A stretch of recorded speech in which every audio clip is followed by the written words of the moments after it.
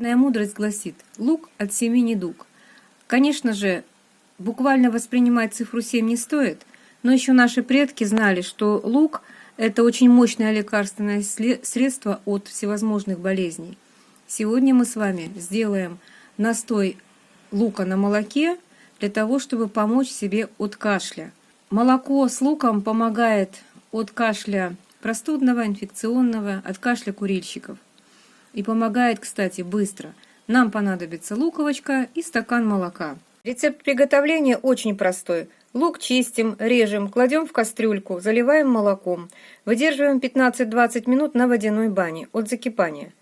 И еще потом 10-15 минут, чтобы настоялось. Все готово, можно принимать. Ну что, вот приготовилась. 15 минут простояла на водяной бане. Немножечко остыло, ну это минут 5-10, в зависимости от того, насколько вы любите, горячее или не очень. Вот такое вот молочко получается. 200 миллилитров молочка, то есть стаканчик молочка, маленькая луковочка.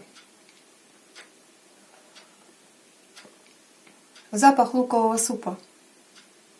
Не горькое, не противное.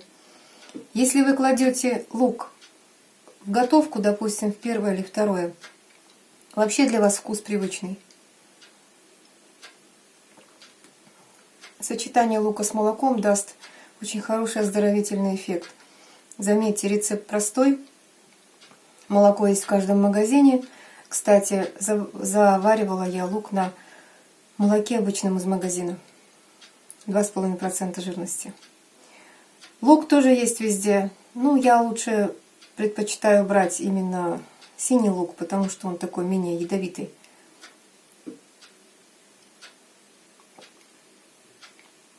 Как видите, на ваших глазах пью, и никакого беспокойства мне это не причиняет. И готовится легко, быстро и просто. Я думаю, ваши дети, если понадобится помогать ребенку при простуде, тоже согласятся вот это вот попить.